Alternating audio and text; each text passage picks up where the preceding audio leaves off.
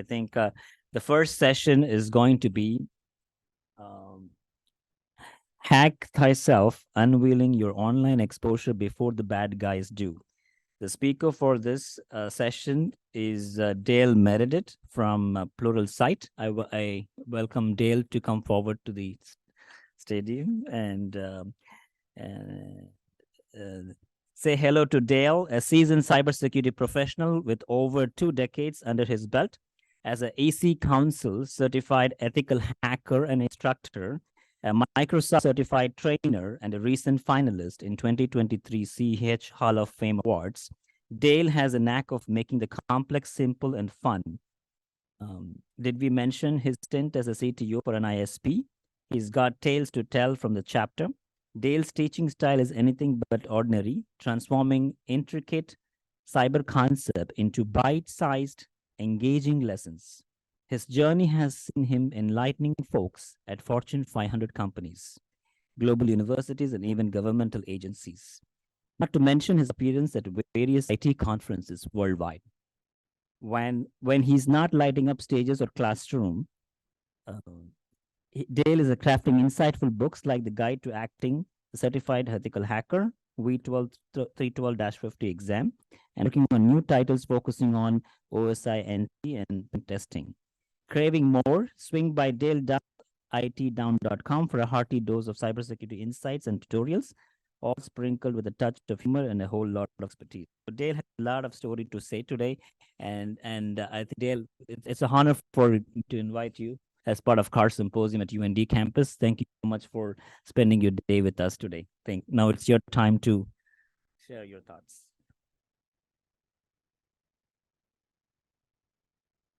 Oh, my thoughts are scary. Let me get this plugged in here.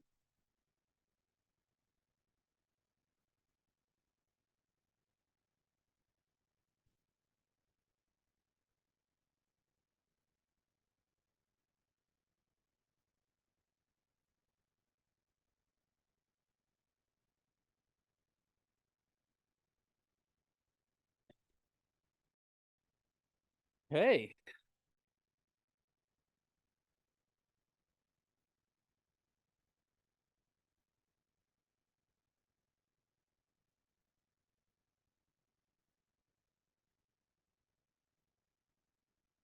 Everybody awake? Yeah. Like it's Monday. Thank you so much for having me out. I really appreciate it. I enjoy being able to present information. I think sometimes, well, my big fear internally is that we really don't know what's going on. And so I enjoy getting out the information. Yeah, let's see, I think every presenter has to put up their social media stuff, right? So there's that. I've authored about over 60 courses with Plural Site. If you're not familiar with them, they're kind of an online training company. Most of my stuff is done in ethical hacking as well as pentest and CYSA. I've also, as they mentioned, got my first book written. Boy, that's a fun thing to do. Very a bucket list issues. When you go to Amazon, you Google your name and you come up. That's kind of cool. I'm also working on a couple of other books here as well coming up that should be released here next year. Give you a little bit of background. I have, this is the clan. You can tell we're maybe Batman fans. It starts with me, but I'm actually the father of 3 daughters. And the reason why I give you this information is so you understand where I'm coming from. I have 3 daughters. My wife and I, when our middle daughter ended up graduating high school, we got involved with the foster system and we ended up adopting 3 brothers. Actually, there's a 4th one there in the far right-hand corner, but we couldn't officially adopt him. And so, it's a big clan that we have, and I'm always worried about their protection, about what they're doing. And so because of that, I ended up creating a website that I do some posting on more of a, it's called Dale Dumbs It Down. So I dumb down IT so that folks can understand the technology. A lot of times we get these devices, we put them in our hands, and we really have no idea what they're doing, except for they work, right? So that's my whole goal with Dale Dumbs It Down. But my bigger issue, or my bigger why, is because this is an older picture. I have 13 grandkids that are coming up in this world. And yes, they truly believe that I'm Batman, so much so that it's worse than the Santa issue.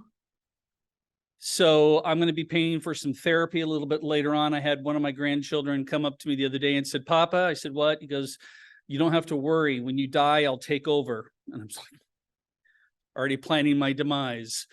So that's a little bit about my why itself. Again, I've done several talks, not several, I've done speaking engagements throughout the world, worked with several different government agencies. I'd love to tell you about them, but then I'd have to kill you. That's right. But my father always told me that if you really want to get to know somebody, get to know their friends. So I'm just going to say me and Chuck were tight. We're really, really tight. So now you know who you're messing with. Okay. So a lot of people ask me the question, why Batman? Anybody know why Batman's my favorite superhero? Why would he be a cybersecurity person's favorite superhero?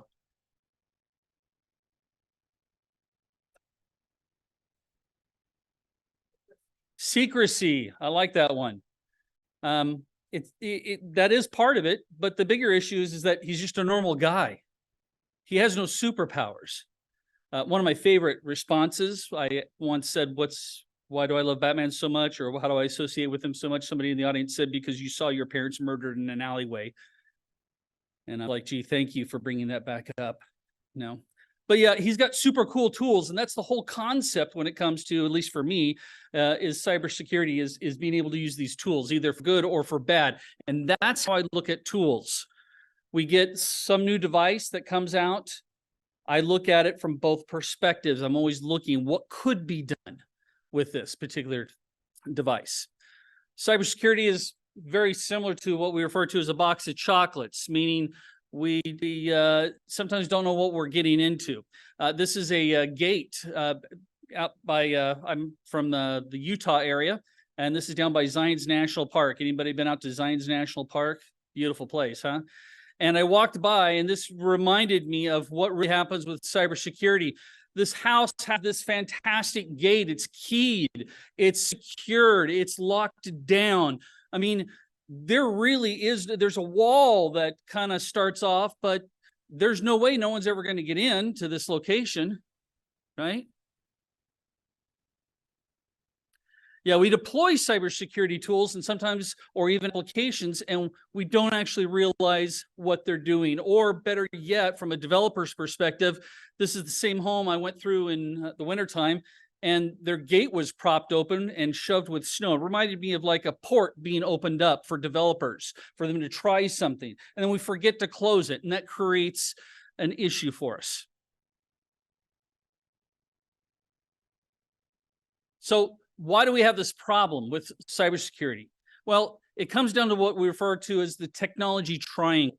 The technology triangle, there's 3 points. There's complexity, there's ease of use, and then there's also, if my slide forwards, there we go, security. And hopefully my pointer works here. The problem that we have when it comes to devices, software, and everything else is that we're trying to find a good balance between one of these. As we create an operating system that may be really secure, we take away from ease of use and from complexity, right? If I go towards ease of use, then I don't have as much complexity and I'm having less security. So it's actually going through and finding a fine balance in the middle. And that's the struggle for anybody that's involved in developing software as well as hardware devices. So when we talk about our devices, let's talk about what we actually expose. And let's talk about the most famous device, the one we carry with us every single day, right? Everywhere we go. In fact, what would you rather lose? Would you rather lose your phone or would you rather lose your laptop?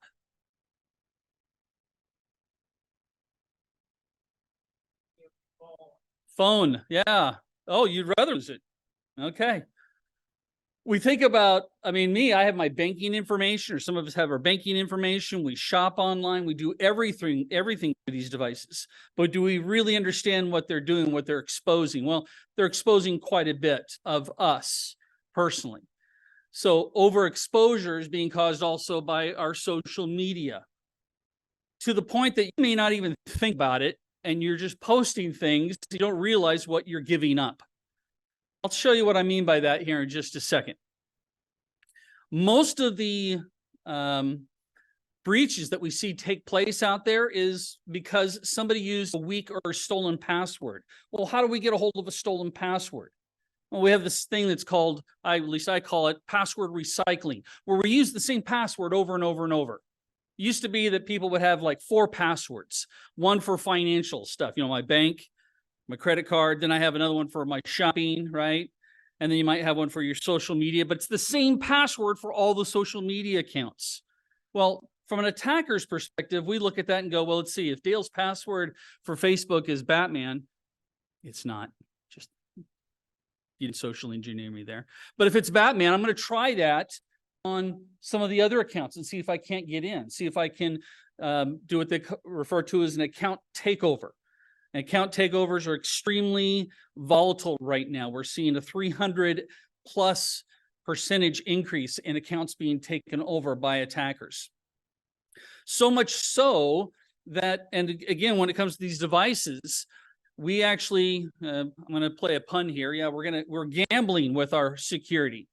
The reason why I pull this slide up is not this recent breach that took place in Vegas. We're learning a lot from it because social engineering techniques were used to get into MGM.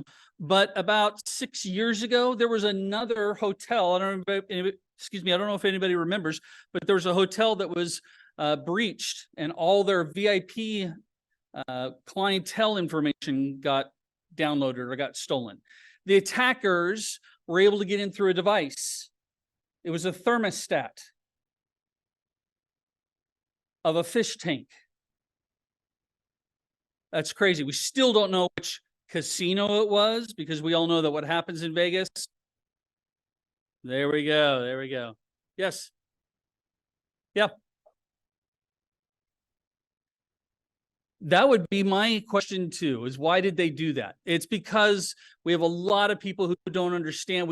Here's what ends up happening. Real world, we have sometimes the C-suite folks, sometimes it's just executives who go to some type of a convention, or they get a dog and pony show for a device. And they're like, we want this device. We want it implemented within 2 weeks. That's way too soon. And so what the IT folks end up doing is we end up deploying it without actually going through and looking at it closely. And back in the day, it's very common for us to see IoT devices being placed on a production network. Yeah, we should never do that.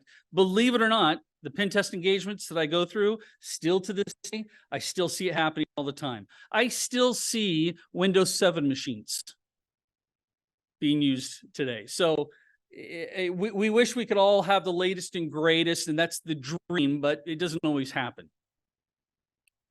Okay, so I got a couple rules that I'd like for you to follow. One, on your mobile devices, I want you to kind of raise your hand and say, I will promise that I will only manually connect to Wi-Fi. And what I mean by that is that part of the problem with security is that it's a convenience issue.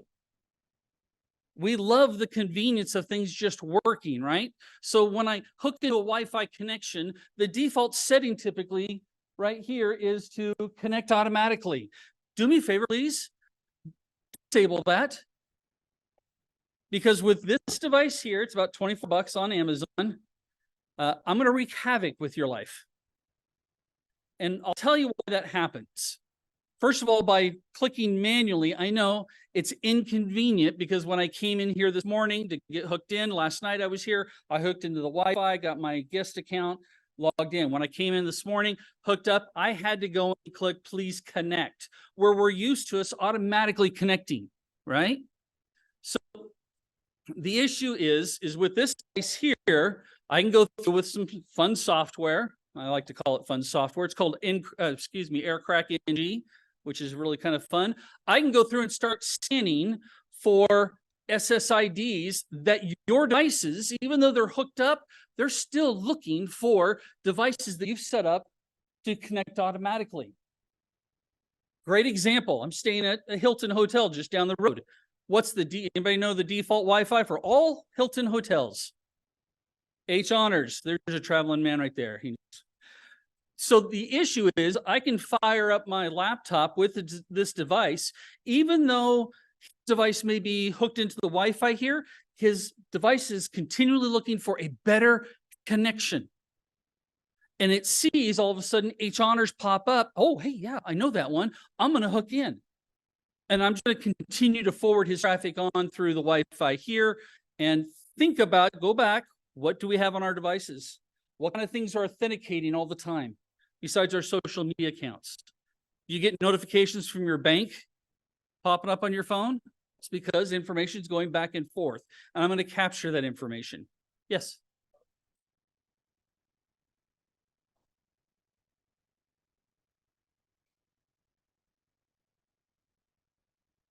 I was going to say that there's identification with a network. So you could track a device. Say you want to go through connection and see where this person goes. And if you get their internet, you get their IP and their like address, and be like, all right, let's go track them across the globe, see where they travel. You can kind of just hook through the internet and it'd be Absolutely. like, all right, this device is at this location at this time. Right. Now, here's what's interesting.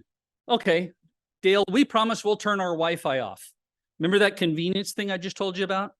So I did this demo at a conference, and afterwards, I had two gentlemen in dark suits, sunglasses from the government come up to me. Okay, actually, they didn't look like this. They looked more like this, but they came up and they said, how'd you do that? And I said, oh, it's easy. I just did this device. And they go, no. Our Wi-Fi is turned off and you pulled down our access point that we used back at the office. How did you do that? So we have to start thinking about how devices work. What happens is all of our phones, and this is caused by the carrier. When I go home, I have a feature on mine that says, when I get home, turn my Wi-Fi on. How many of you have that feature? And hook in. Does anybody have that feature? I know it's an Android thing. Okay. So how does it know that it's home? It's because in the background, the carrier has your phone scanning still for wireless networks. You may have turned it off, but it's still scanning. Yeah, kind of scary, huh? When you think about that.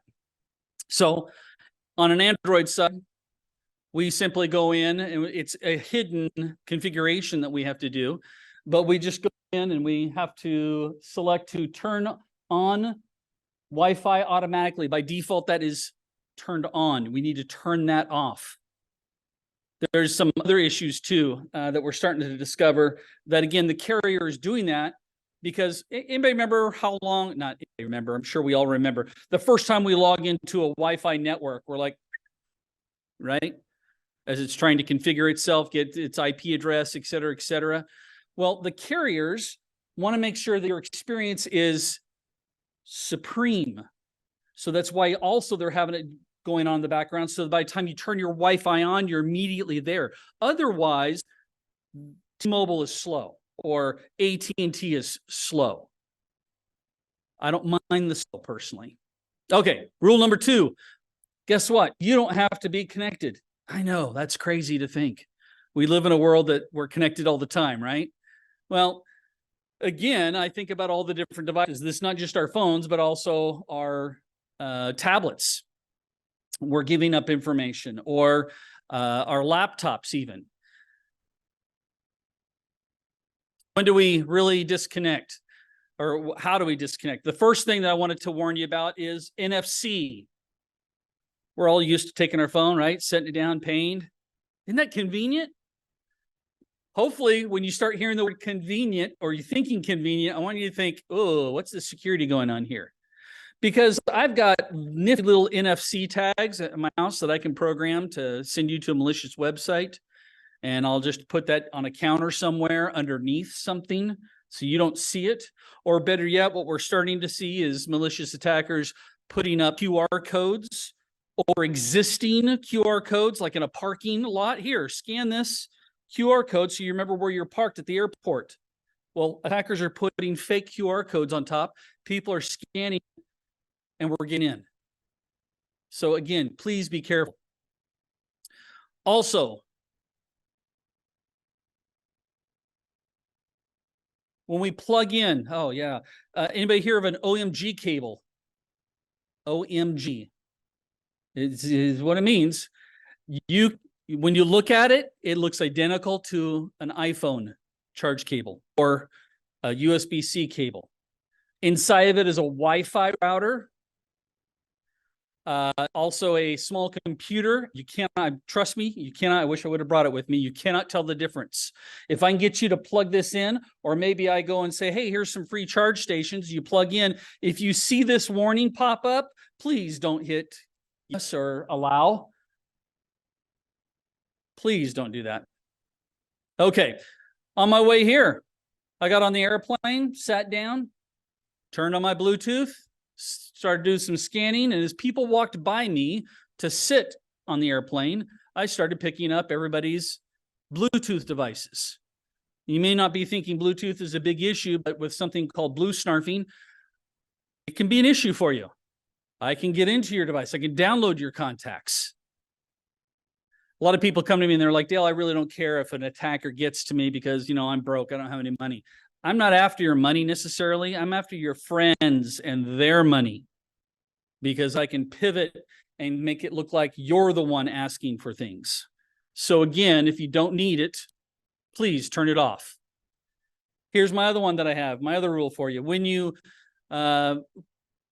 done with an app, we have this tendency of forgetting to turn an app off or to manage our apps.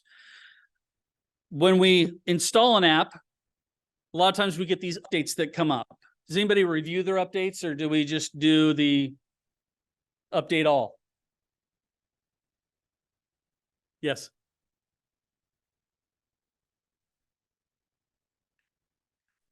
Yeah, so a lot of us do that. We check all updates. The issue is that every now and then malware does get into some of our Play stores, either Apple Play or Google Play. And I always go through and look at each update to see if they're requesting new permissions, because now all of a sudden my super cool game wants access to my contacts. No, it can't have access to that. So I'm going to manage that. I'm also going to go through, come on. And when I'm done using an app, I uninstall it. This helps to reduce my attack vector. For example, when I travel, I love getting on the scooters. So I've got my LimeWire, my Lime app installed here. I'm going to go and uninstall it when I'm done with my trip. Right now, I have my Hilton app and I have my Delta app on my phone. As soon as I get home, I uninstall it. One, hey, here's a performance tip for you. You don't have an app in the background that you're not using daily, taking up resources, scanning to see if you have a flight tomorrow. Because I don't. Well, I do. Sorry, I do have a flight tomorrow. So again, manage your apps, please. You'll be surprised of the performance peak that you'll get out of it as well. Okay. I will not reuse my password. That's another one. We have a lot of IoT devices out there where we're starting to lose track of the number of accounts that we have. Last time I checked, I have over 300 accounts. I use a password manager. That's why I know. And guess what? I only know one password. The password manager, please invest in one. The password manager keeps track of all the different passwords that and it generates random character ones. So I don't have to memorize them. The only one password that I know is my master, I have to say it ominously, the master password, which is the password to my password manager, which is LastPass. Okay. It's really kind of silly that what we're seeing. Black & Decker came out with a cordless drill battery that had Wi-Fi on it so that you could find where your battery was. I'm like, what? There was also Cloud Pets. This was a famous breach several years ago where hackers were getting into these devices because it was text password. Actually, the default password was blank. And creepos were getting into kids' animals and talking because the animals would talk. It allowed the parent to record and say, hey, honey, I really miss you. And the stuffed animal would say that. Well, hackers figured out how to get in and kind of creep people out. So please do yourself a favor and use a password or a password manager for all your different devices and accounts. Has anybody been pwned? Okay, here's your helpful tip of the day. This is a website. Can we switch over to my laptop here for a second?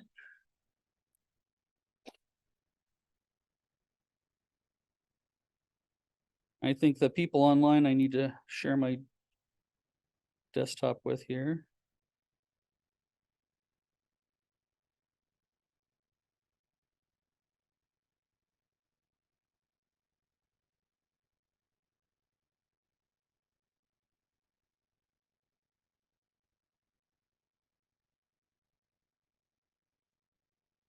Screen, there we go. This is a website that was created by a gentleman by Troy Hunt. He's a good mate of mine. He's from Australia, so I have to say that he's a mate. He actually got his start. He's the guy who collects data breaches, and he puts your username and password or your email accounts in. So I can come in here real quick, and I already know I've been pwned. By the way, it is not misspelled. It was originally owned. You got owned.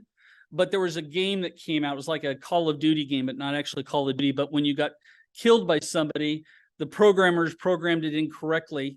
And so the statement came up and said you were pwned. So that's where that phrase came from. So I'm going to just come in here and just type in my name, dale.meredith@gmail.com. Please don't sign me up for anything. And this is going to come back and tell me I've had this account for years, decades. Yep, it's been involved in 36 breaches. This will go through and show you which breaches your email address has already been exposed to. Some of them are really old. What this tells me is I need to go through and change some passwords if I haven't changed them. With a password manager, I happen to use LastPass. It's great. I just say, go change my password at Facebook, and it does it all for me in the background, records it, and I have, again, have no idea what my password is. And yes, 2FA, two-factor authentication. Please start using that as well. What's also nice about this website is that, if I can move my mouse around here a bit, is you can check out your password. Let's see, I wonder if anybody's ever used the word if anyone's ever used the word Batman as a password. You can type in whatever your password is. And yep, this one's been pwned several times, over 300,000. Okay, well, let's see. How about I'm going to do Batman rules. Yep, that's a little bit better, 301. I'm going to give you a hint. How to create unique passwords. Follow the DNS record rule. I'm going to type in this as my password. You ready? By the way, none of my passwords have anything to do with Batman. They're all Spider-Man related. No, so here's a great password. Capital www.batmanrules.c0m. So follows the DNS name like batmanrules.com, but I'm using a couple of extra characters. Guess what? Hasn't been pwned. That's an easy password for me to remember. Or maybe I like Craftsman Tools. So maybe I'm capital www. Or if attackers start to catch on to that, throw the wwws upside down, make them MMM. Whatever. Just make sure that you please check your passwords and make sure that you haven't been pwned. You can also specify the notify me. You put in your email address, and anytime that a breach has taken place and your email was in that breach, you get an email saying, go change that email address. Troy does that all for free. He has an API for this, and it's currently plugged into 1Password, which is another password manager, which is cool because you start to type in your password that you want to use for that one, and it automatically tells you if it's been pwned. So it's kind of cool. Okay, if we can go back to my slides, please.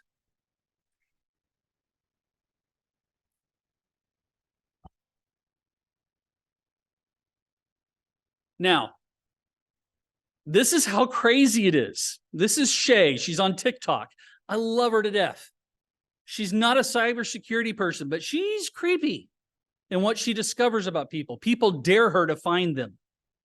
Now, she tries to be a stalker, creepy, so some of her mannerisms are kind of interesting, but listen to how she tracks somebody down and think about what you've posted. Hopefully we have volume on this one. Let me show you how you find someone just looking at their social media. You're gonna go to their profile and look for clues. Here you can see he lives in a trailer. And this picture was posted by his wife. Always check the backgrounds. So look here, zoom in a little bit. No, a little bit more. There you go. Now that's a church sign. So let's go to it on the maps, shall we? All right, now let's look around this church to find something that matches his house. See this white carport? He posted this picture of his bike with a white carport behind it. Let's look for more proof. I could also see a tan trailer behind his bike. Here's a tan trailer. Look at that red porch. His wife posted this. You see him standing on the red porch. And this video of them driving with his house in the background, that was also right here across the street. Let's take a closer look. Yeah, that's definitely the same house. And even the gate had their last name on it. Stay safe.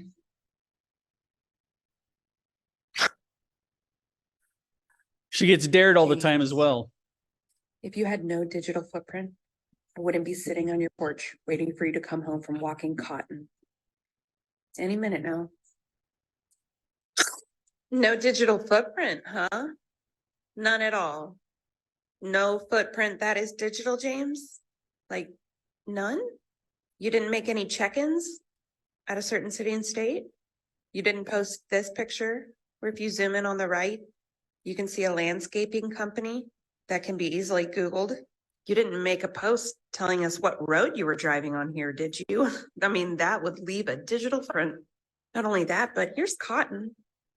And you tagged the city here, but you don't have a digital footprint. So I wouldn't be able to find your neighbor's house.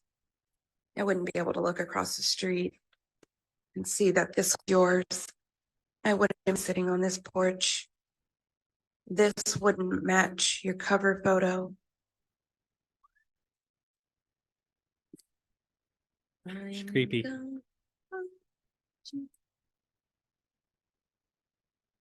It was getting cold, so I decided to come inside. I'll be in your closet when we get in. Crazy. How is she able to do this? Well, she's able to do this with something what we refer to as OSINT, or open source intelligence.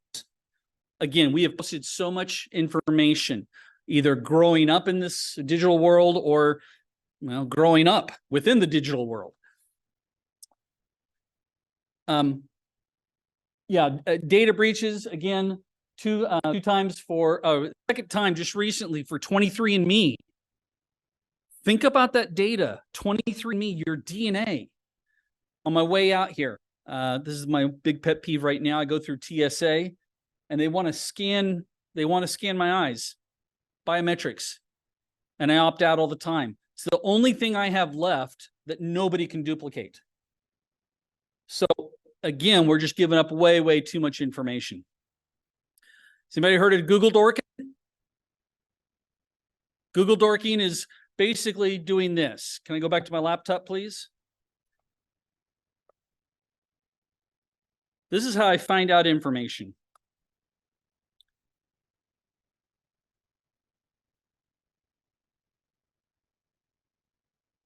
Oh, I need to share on Zoom again. Hang on, Zoom guys, folks.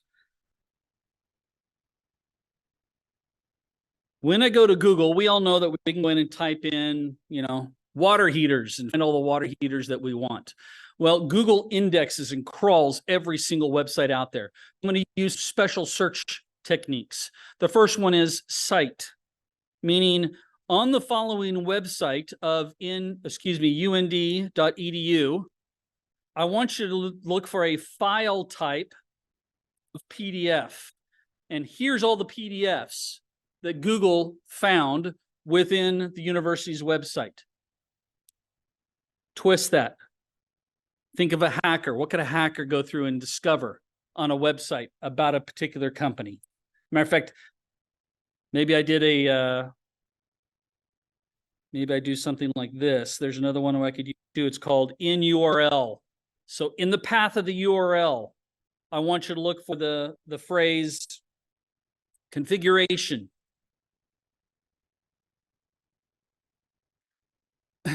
And then I want to limit that by the site und.edu. You can use any website that you would want. Oh, here's a practice sheet. I have no idea what this is. Somewhere in here, there's the word configuration. Now, this may not give me a whole bunch of information, but trust me, here's the one thing hackers have that you don't have: time. They have all the time in the world. They also have a higher motivation than you do. Their motivation is they're going to make money. When we get into the IT world, IT folks, we're just trying to keep our job. It's a big dilemma that we have at this point. Okay, I'm running out of time, so I'm going to hurry up here. Using the same type of techniques, I can also do something like this. I can say, actually, let's go to Twitter for a second, because this is another one that I'm going to do. So if I go to Twitter, should I get rid of this thing? Come on. Now, Twitter has a structure for every single user account. And if I want, I could say, go to, in this case, I'm at twitter.com/Dale Meredith, but I can say /media. Here's all the photos that I've posted in my Twitter.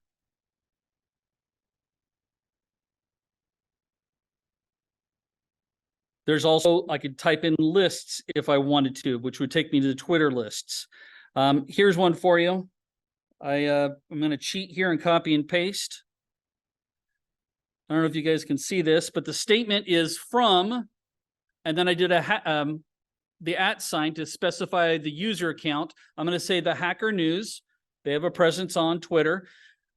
And I'm going to put in a date range. So I'd like to see all the tweets from them from that date range, or between this date range. I'm going to hit enter, and here are all the posts.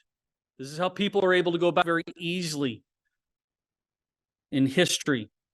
I could also go through and say, you know what, show me, instead of 2015, let's go back to 2012. I think this is kind of interesting. Back in the day, we could upload photos to Twitter. So it's just all statements here. There were several tools that we also used for OSINT, but since Elon Musk took over, he now charges for the API. So a lot of the tools have been considered or obsolete unless it's a paid tool where they're able to pay Twitter for that. I can do the same type of concept with Instagram, with all the social media accounts.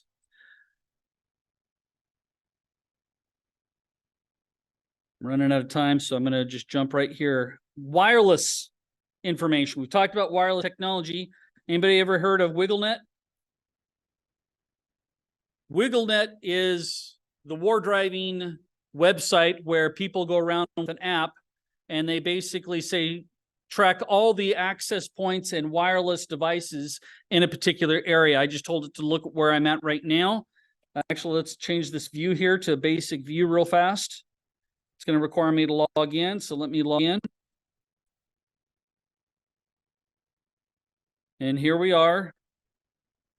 All these dots represent access points. Crazy, huh? I can go through and start to do things like show me access points that are still using the default setting of Linksys, please. May not be able to see the dots on this other side, but you see a list here in the middle. Some of them show me ones that are closed with WPA. Every now and then I come across one that's completely open, which is amazing. It's an open access point.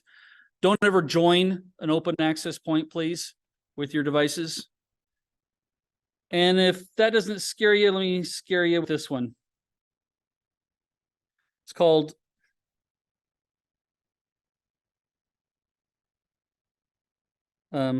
Leak Peek.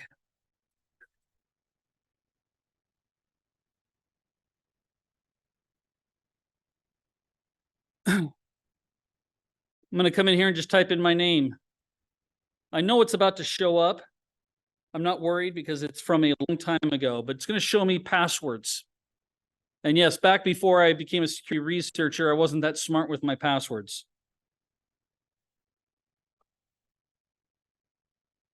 Come on.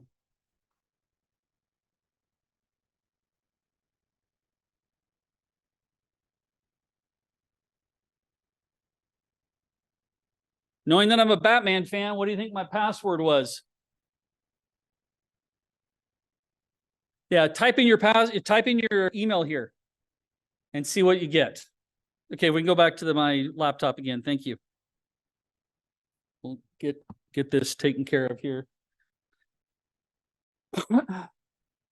Or excuse me, go back to the slides. I apologize.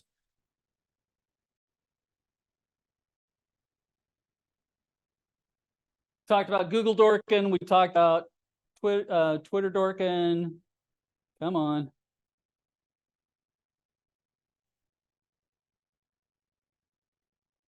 LinkedIn. Oh my gosh, I have a fun time with LinkedIn. Doing the same type of searches within LinkedIn. I can say, show me anybody who is an executive account, or excuse me, an account executive at Uber. I get their profile. Now I can start to think like Shay, right? And start to go after them saying, hey, start up a conversation. I know what they do for a job. Or I can say, show me all companies that are looking for somebody trying to manage server 2012. That tells me a couple things. One, they have somebody that they're looking for to manage old servers that probably aren't patched or aren't supported anymore. Or I can figure out the entire network infrastructure, at least the devices they're using, just by looking at their job requirements that they have. Okay. Talked about Wiggle. It's an interesting generation. This is one of my grandsons. Everybody's growing up at a different time. I remember the first microwave, right? Most of you guys grew up with a microwave. I have grandsons that are being born that are just inept to, or they're so used to technology. This is actually a video, I don't have time to play it. He thinks the TV is a tablet. He starts swiping through Netflix, and my daughter's got her phone and she's doing it for him, but it's just becoming a natural thing for them. The other issue is this. I don't know how you. What happened? So a kid how to buy a thing, and then a little kid how to buy stuff online, and then just walk away. You have to like change the cover or put it. So this is my nephew who shoulders his mother and ordered over $2,000 worth of toys on Amazon. No. And then Again, it's becoming natural. The generation I admire. I love the youth that are coming up because they think in different ways. I figured it out. We get that. Yeah, he says he figured it out. He didn't figure it out because he eventually says there's an H in it, which means he shoulder surfed her. No, I don't think that's what happened. Okay. New generation coming up. We have a generation that's being introduced to Gen AI. I look at it and go, holy cow. I know I have grandkids that are going to grow up and they're going to be like, you were around when it was created? So we have to start thinking about how we're going to use this technology as it gets brought more and more into our focus instead of trying to avoid it. Just my biggest thing for you all is make sure you're aware of what you're doing and what devices you're using. Thank you.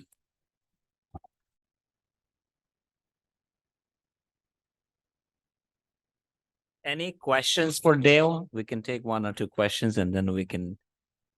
I enjoy long walks on the beach. There is a question. No, go ahead.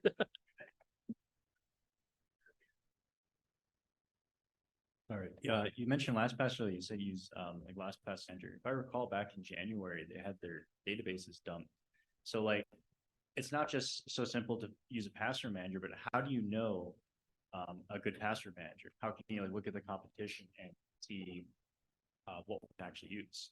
Yeah, great question. LastPass has been breached twice. It goes back to that statement of it's not a matter of if, it's when. There was another password manager company that just got breached, I want to say about a month ago. It wasn't LastPass. I thought it was either FirstPass or Pass1. It's going to happen. What's most important is the transparency from those companies. LastPass is really good. They told us that one, our master passwords were not jeopardized. I changed mine anyway just to make sure, and none of our passwords were actually exposed. They were able to get in and see more of the development programming tools and development stuff that they had in play. So it's just a matter of finding one that that you feel comfortable with. I'm a little leery about the ones that come in our browsers, personally. I don't have any concrete evidence on that one yet. I'm working on that one. But I think one thing is that somebody compromises my Google account.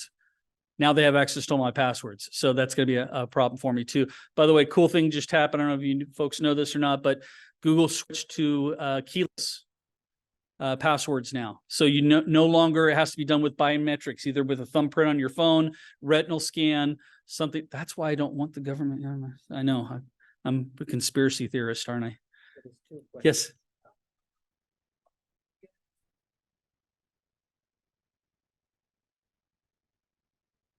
So yeah, I'm a big fan of VPNs. My phone's on one right now. My laptop is on one. Everywhere I go. There's a lot of the debate. The bigger debate is that since everything has moved over to HTTPS, that there's not a need, but there's still a lot of applications that I might go to. For example, I don't know, some website that is HTTPS, but they may have plugins coming from another site, a third-party site that isn't using HTTPS. I don't know that. I can't control that. Free VPNs, I'll be honest with you, have a tendency to be slower. I'm a big fan of ExpressVPN just because their information is stored in RAM. So as soon as they reboot their servers, everything gets erased as far as I'm concerned every time they reboot, and then I have to re-authenticate. Really kind of cool. There's another question? Yes, ma'am. Okay, so my question is about my phone number. About what? My phone number. Oh. I was on my phone and then someone called me that I called them. And I said, okay, send me a screenshot because it happened to me on Friday. That's by 5 p.m. on Friday. And I can see my phone number called him. But on the same phone, I was like filling this survey for this health stuff. So I didn't make that call. So I went to 911 and then I reported the case to them. But then they asked me my history, like, have I moved to providers? That's from T-Mobile to TrackPhone, and I've moved because I've been having this issue where someone will tell me I called them, but then I didn't make that call. So is there a way I can handle this properly? Because I feel like someone is using my phone number. And when I tried the same number on Uber, it said this number was registered to a Casey Cut, another person. And then on Truecaller, the number is registered to another person. But then I called 611, and 611 said the number belongs to me alone. So I'm really confused as who is using my number or who has cloned my number. I don't know if you can help me out with it, because I have the proof here. So Yeah, there's several things going on right now with it comes with the account takeover stuff. As far, give you a great example. The other day I was on a bike ride. I'm just riding down the pathway and stuff, and I get a text message. One of the ones that start off with, "Hey, how's it going?" And I like to have fun with them. I'm like, okay. We go back and forth, and I tell them, I said, "You're stupid. You're a scammer. I know who you are." Blah blah blah blah. And all of a sudden, they send me a picture of myself. Would that scare any of you? Yeah. Didn't scare me because my phone number, our data is sold back and forth from everybody. And that particular picture was a profile picture from a particular social media account. So I was like, okay, that wasn't, at first I was like, did they just get that off my phone? Right? Because it was a selfie. But then I went, oh, wait a minute, that's not one that I have on my phone. That is one actually that I used for a social media account. The other issue right now is that we're getting, the new thing right now is that you'll get a phone call and somebody will say, "Can you hear me?" And you say, what's your normal response? Yes. And they record that, and they're able to use that to go to do a two-factor authentication where somebody calls you and you're saying, "Yes, I give permission to change my number." It's crazy. And AI, it's going to get worse. AI, it's going to get way crazy. So be prepared for that. My suggestion, I mean, I live with it. So I'm just like, I turn on my phone. I'm about this close from, because I get phone calls from people I don't always know. But I'm really close to putting in, my phone has the option of doing a whitelist, which means they have to be a contact for their phone number to get in through me. I also use T-Mobile's anti-spam stuff as well. Your only other option is to get issued another phone number. In the interest of time, we're going to proceed to the next speaker, but let's thank Dale for his time today here. Thank you.